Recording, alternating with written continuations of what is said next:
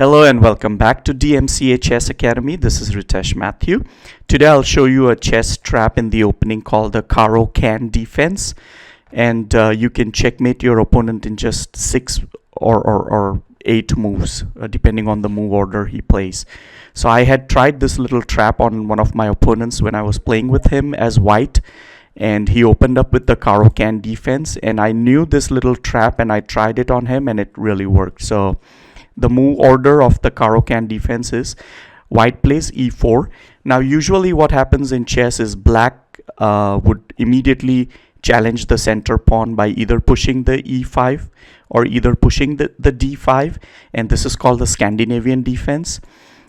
So these are some common openings, but another common opening is called the Caro-Kann.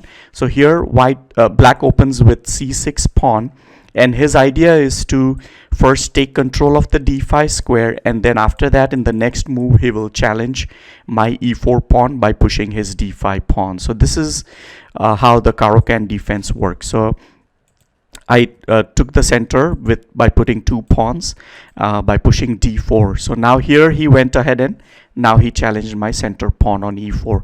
Now this pawn is not protected, so I have to think how I need to support this pawn. And so one way to do it is to push the pawn to e5, and this is called the advanced variation of the Caro-Kann.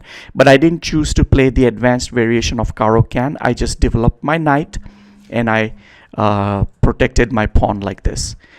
So over here my opponent went ahead and captured the pawn, and then I went ahead and recaptured the pawn again.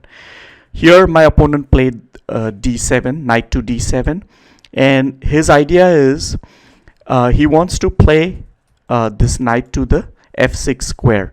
But if he just plays the knight to f6, then I can capture his knight, and now he will have to recapture either with the e7 pawn or with the g7 pawn. And this is going to ruin his pawn structure. So he didn't want to capture with one of the pawns. So what he did was he first developed his knight to the d7 square so he can support the f6 square. Now he can, in the next move, he can go ahead and move his knight to f6. So as soon as I saw the knight on d7 on the board, I played queen to e2. This is where I can set up my trap. Usually from white side this is not a good move, because what queen e2 does is it blocks my own light square bishop. My light square bishop cannot come out. So normally this is not how white should play, but since I was playing a 5-minute time control blitz game, I took my chances and I moved my knight to the queen to the e2 square.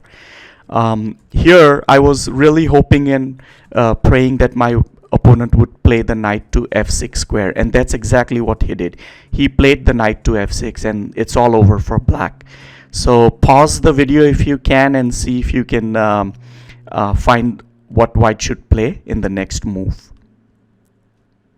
Well, if you found this move, then congratulations. Knight d6 is a checkmate.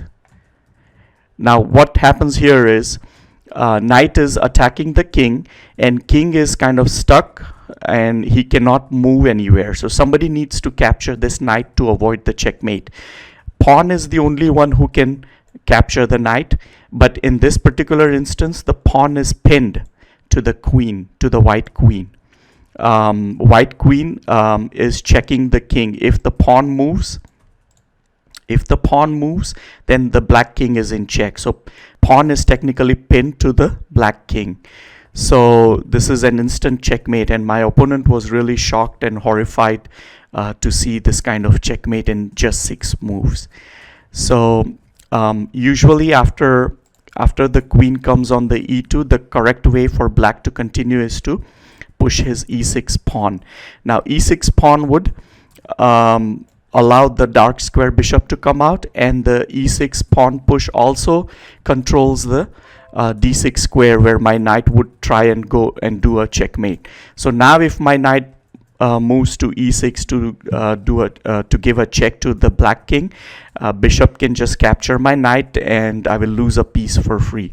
So e6 was the correct continuation for black, but my opponent didn't know, probably he didn't know this trap, and he went ahead and moved the knight to f6 square, and then I was able to deliver the checkmate, and it was just checkmate in 6 moves.